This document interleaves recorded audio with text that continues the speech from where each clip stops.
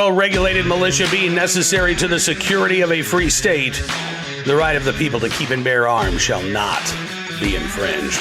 Welcome to another edition of Bearing Arms, Cam and Company. My name is Cam Edwards. I'm glad you're with me today. Hopefully, the world is treating you well. It's a little crazy out there, right? I know some of us are dealing with feet of snow.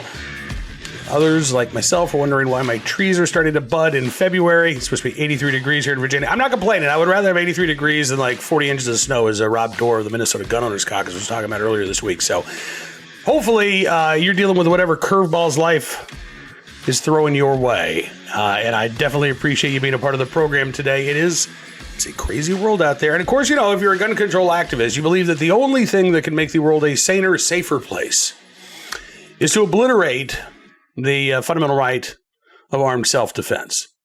But if you're watching this program, chances are you think that's absolutely asinine. I know I do. What's really surprising, though, is that ABC News actually ran a big story touting the success in reducing quote-unquote gun violence in one city without actually trying to infringe on the right to keep and bear arms. Yeah, how one city cut gun violence in half and may become a model around the country. They're talking about Omaha, Nebraska, which they say has seen a marked decrease in shootings.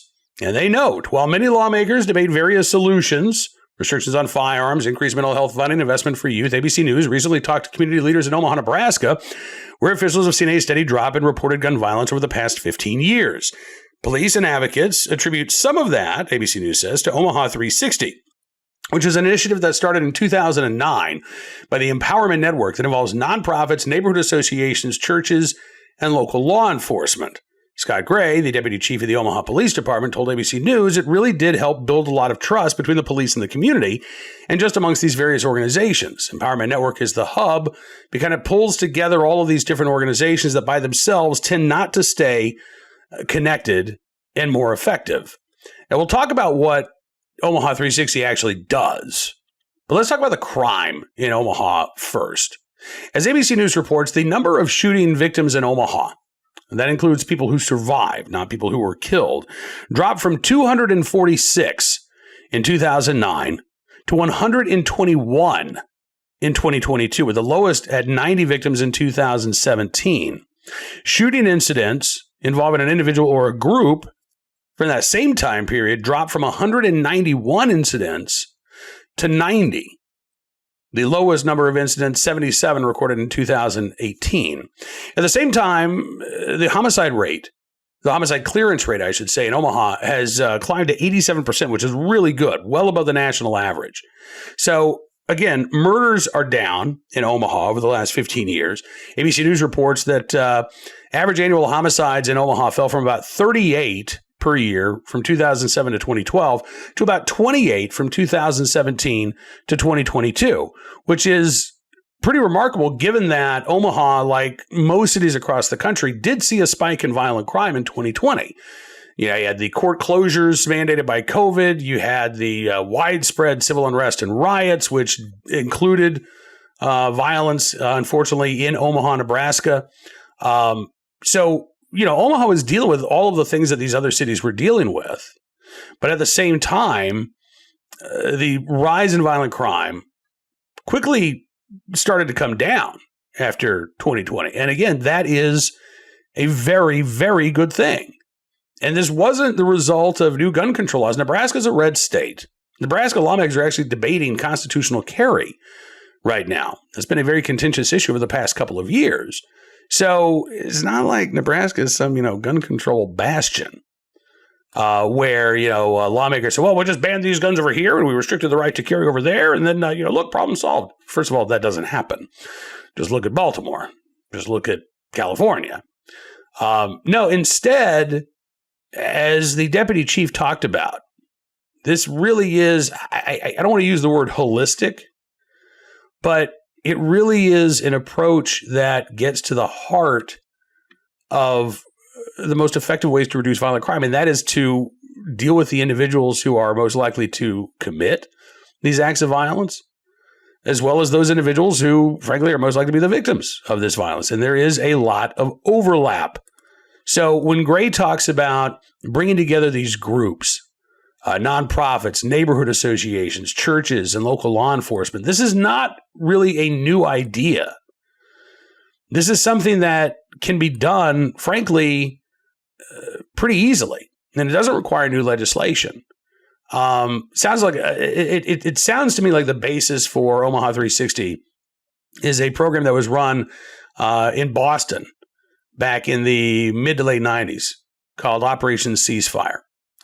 And the idea behind Ceasefire was to reduce juvenile homicides. The police commissioner at the time in Boston was talking about, well, can we just do, we need tougher background checks. And David Kennedy, who's now a professor at John Jay College in New York, who was one of the instigators of Operation Ceasefire, pointed out, look, we're talking about juveniles. They're not legally buying guns.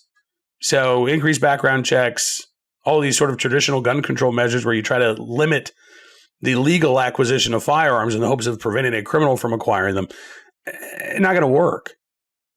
And so what they did instead, this group of academics and this group of cops in Boston came up with the idea of identifying the most prolific and violent gangs in the city and sort of ranking them.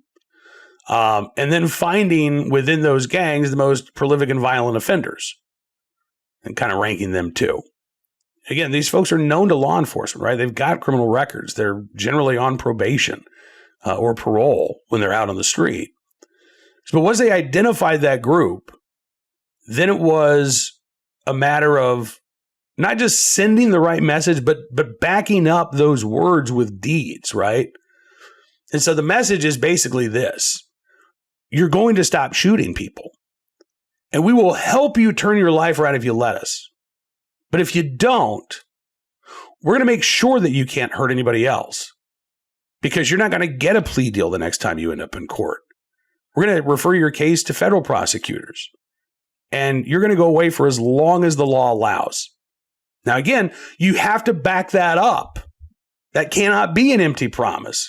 Criminals hear this all the time. And in Boston, it took a couple of prosecutions before word started getting out that, oh, you know what, they're serious this time. But the juvenile homicide rate in Boston ended up falling by more than 50%. And cities around the country over the past 20 years have replicated Operation Ceasefire, not just directed against juvenile offenders, but again, sort of expanding this out to, all right, who is that small core group of offenders who are responsible for a disproportionate amount of violence in our city? Let's identify them. Let's try to get them help. Let's try to turn their lives around. We don't want to see them waste their lives in prison or end up dead at 21. But if they will not take the help that is offered to them, whether it's job training, whether it's a GED, whether it's counseling, all of the above, well, we're not going to let this continue. It's not going to be business as usual. We're not going to keep making these arrests, allow them to make plea bargains, allow them to return to the streets with few consequences for their violent crimes. It's not going to happen anymore. And, in some cities, the results have been less than impressive. I will be the first to acknowledge that. I don't think because of the strategy involved, but again, we're dealing with human personalities, right? So you can have infighting between some of these various stakeholders. Maybe the community groups are fighting for that same, slice of the pie. There is a lot of distrust in some communities between police and the groups that they're working with, and vice versa, right? You can have, when politicians get involved and elected officials get involved, that can sort of gum up the works as well. But the idea itself is solid. And the indications are not just in Omaha, but around the country that programs like this, which again seek to stop violent crime by addressing the perpetrators of those crimes rather than casting a wide net over every legal gun owner in the hopes that restricting or infringing on a fundamental right is somehow going to have a trickle-down effect on violent criminals. This works better. It's not just that it's more constitutionally sound, which obviously is very important for all of us, right? But it works better. Fewer arrests overall are typically made, but crime continues to go down because, again, you're not making arrests for ticky-tack little offenses. You're going after the drivers of violent crime in any given community. When those individuals either turn their life around or they're taken off the streets, well, that's when real change starts to happen. Kids can start playing in their front yard again instead of having to hide out in their living room. Parents can walk their kids to school. The entire character of a neighborhood can change, not because of universal background checks or a red flag law or bans on so-called assault weapons, but because individuals are dealing with those individuals who are responsible for violent crime. It's not about the inanimate object. It's about the flesh and blood human beings who are willing to pull the trigger. And more importantly, those who are willing to stand up and say, you don't have to do that. But if you keep going down this road, we're going to make sure that you can't do that anymore. So I'm glad to see ABC News actually reporting the story. Now, I will say that ABC News, of course, had to get their little gun control component in there, right? They talked to Thomas Abt of the University of Maryland, who says, well, this is great, but, we also need things like permit to purchase laws and, other gun control restrictions, which honestly, I don't think we do. I don't think those are necessary. I think besides the constitutional issues, which are real and severe, I think there's a pragmatic argument against that. That, again, when you put those laws in place, you're allowing police to sort of pad their arrest statistics and say, look, we did something, right? But if you arrest 100 people for carrying a gun or even possessing a firearm without a pistol purchase permit, but none of them have violent criminal histories, none of them have been accused of a violent crime, I say that actually doesn't really have an impact on violent crime in any given community, particularly when the resources devoted to arresting those 100 individuals are not directed against the individuals who are out there committing armed robberies, carjackings, home invasions, or just anger-fueled shootings, right? The arrest numbers don't tell the story. What tells the story, frankly, of a strategy's success or failure is the crime data. And, Baltimore, Maryland, I'll give you just one quick example. When Martin O'Malley was mayor of Baltimore, at one point they had over 100,000 arrests in a year. And crime, it was like 1 in 8 residents, it wasn't quite 1 in, it was like 1 in 8 at the time. And violent crime went up. Again, simply making an arrest doesn't solve the problem. Simply putting a law on the books doesn't solve the problem. Dealing with those perpetrators of violent crime and those at risk of becoming perpetrators of violent crime, that addresses the problem in a way that gun control never can. All right, let's turn our attention to today's Armed Citizen story, our good deed of the day, and our recidivist report. We're going to start there. I actually got 2. So we had this shooting in Orange County, Florida last night. Actually, I guess multiple shootings, 2 shootings, 1 suspect, a 19-year-old named Keith Melvin Moses, who was accused first of shooting a woman who was sitting in her car.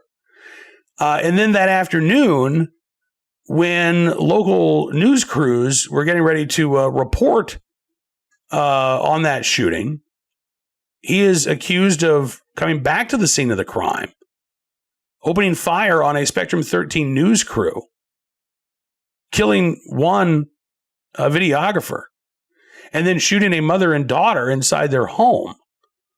Dylan Lyons, identified as the reporter who was shot and killed, another crew member, Jesse Walden, shot and critically injured. Orange County Sheriff John Mina said that the suspect was known to police. He said the suspect's not saying much right now. It's hard to know if he was targeting the news crew. He said, again, that'll be part of our investigation. He says, I was out of the scene of the vehicle. It doesn't really look like a news vehicle to me, but then again, there was a photographer there, so that's possible. Mina also did say, however, quote, at 19, he has a lengthy criminal history to include gun charges, aggravated battery and assault with a deadly weapon, burglary, and grand theft charges. Now, Fox 35 looked at Moses' adult record, found that he was arrested in November of 2021 on charges of possession of cannabis and drug paraphernalia. Those charges were dropped the next month. Fox 35 says it's unclear if Moses had a juvenile record, as those cases are not typically public. I doubt that the sheriff would talk about a lengthy criminal history, including gun charges, aggravated battery, and assault with a deadly weapon, if those charges did not exist. So I assume that those were juvenile charges. And again, this raises an issue about the juvenile justice system, which is designed for rehabilitation and not for incarceration, ostensibly. I personally, and I'm talking not just about Florida's juvenile justice system, I'm talking about the juvenile justice system overall in this country. I think it does a terrible job at both. We're not incarcerating young violent offenders, and the recidivism rate is higher than what we would like to see here. So this 19-year-old, according to the sheriff, a lengthy criminal history with very serious charges. But apparently because he was a juvenile when he allegedly committed those crimes, the punishment was almost nothing. And he was out on the street and allegedly able to carry out this attack.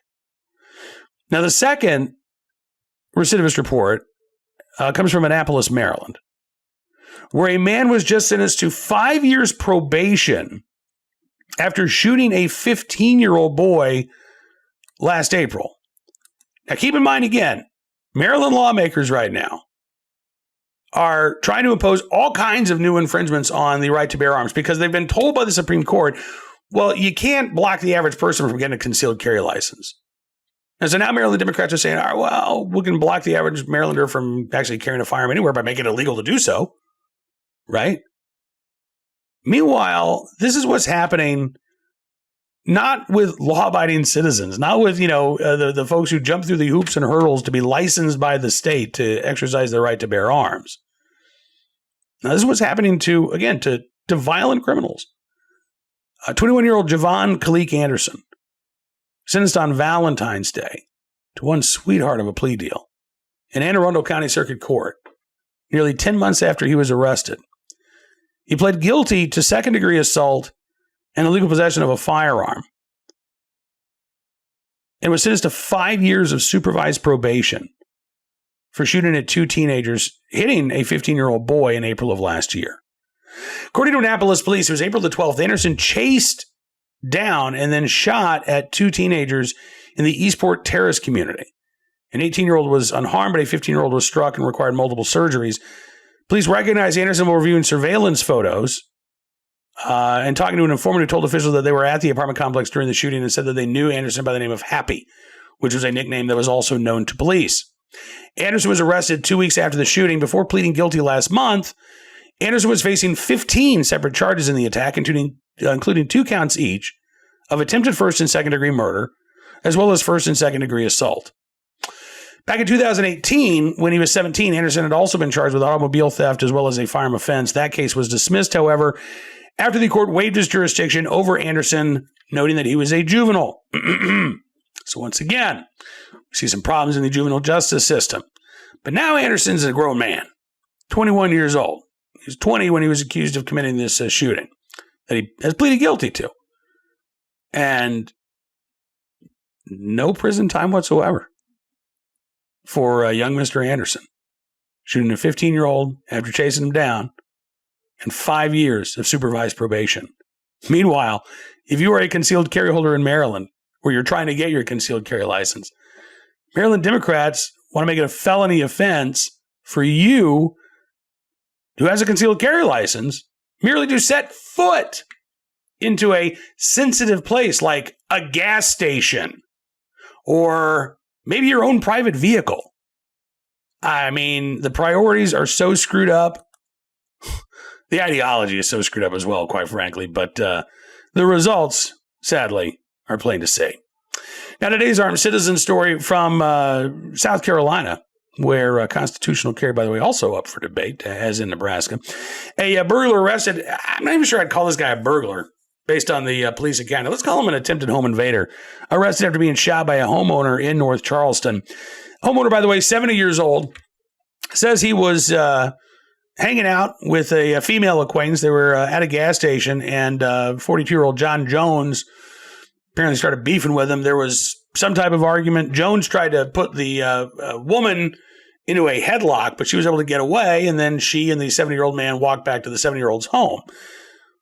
Jones showed up a short time later, starts kicking in the door, and actually gains entrance to the residence, where he is shot by the 70-year-old homeowner in self-defense and defense of his female friend. Jones survived the gunshot wounds. He spent several days in the hospital, but is now in the local jail. At this point, again, only charged with burglary, which kind of surprised me, but we'll see if prosecutors add to those charges. There might not be physical or surveillance evidence of the attack on the woman, but I would be shocked if the charges remain at first-degree burglary. Thankfully, again, the 70-year-old and his companion, unharmed, and Mr. Jones survived his injuries and hopefully will be held accountable in a court of law. Now, on to today's good deed of the day. In the right place, at the right time, willing and able to do the right thing.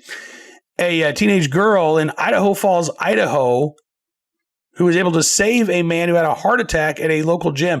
Yeah, I think this is the second time in like 2 weeks we've had stories about people having heart attacks at the gym, which frankly is why I never go. I feel like I'm much less likely to have a heart attack if I don't go to the gym and just, maintain my svelte figure on natural. Anyway, in this particular case, in Idaho Falls, Idaho, 17-year-old named Grace Ponzer, said she was working out and she was just talking with a friend when all of a sudden across the gym, she saw a guy fall off a treadmill. And she said, it didn't really fully register until I saw him on the ground and it didn't get up. And then a bystander said, hey, I need help. So Grace Ponzer, serendipitously, I guess, had become CPR certified about 5 months ago. She had never had to put her training to use, but she immediately ran over to the guy on the ground. She said, I rolled him over on his side. He still wasn't breathing, so I rolled him onto his back and started CPR compressions. 911 was called. A certified nursing assistant who also happened to be at the gym joined Ponzer, and they were able to alternate chest compressions on the gym goer. After 4 rounds, they were able to put an automated external defibrillator on the man's chest as well, and they shocked his heart, actually got it back into rhythm. Grace Ponzer says, I got him responsive, and he did have a pulse and was breathing by the time paramedics got there. Thank goodness he was alive, she said. It is amazing. Dr. Blake Wachter was one of the doctors who actually treated the man, and he says Grace absolutely saved this man's life. Had he stayed on the ground a couple of more minutes, he would not have had such a great outcome as he did. So the AED, he says, was critical. Says survival rates approach 95% if both CPR and an AED are used on people within the first 3 minutes of a cardiac arrest. But again, you need both of those components, right? And Grace Ponzer provided that second, or maybe the first, all-encompassing important component to keeping that man alive. So, in the right place, at the right time, willing and able to do the right thing. Grace Ponzer, we thank you for your very, very good deed. All right, that is going to do it for this edition of Bearing Arms Cam & Company. I want to thank you for being a part of the program. As always, I really do appreciate you being here. And I'm looking forward to being back with you on Monday as well. But don't forget to check out BearingArms.com between now and then, because we're going to keep you up to date on everything that's going on with your right to keep and bear arms. The good, like Governor Jim Justice of West Virginia, saying that he will proudly sign campus carry into law. The bad, the gun control bills that are floating around state legislatures, and the ugly as well, the disinformation and dishonesty that we're seeing coming from the gun control groups and anti-gun politicians. We've got it all covered for you there at Bearing Arms, and I would encourage you to check it out.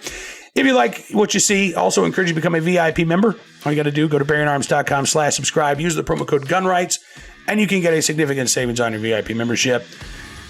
Thank you again for being a part of today's program. Enjoy your weekend. We'll be back here soon. Until then, be well, be safe, and be free.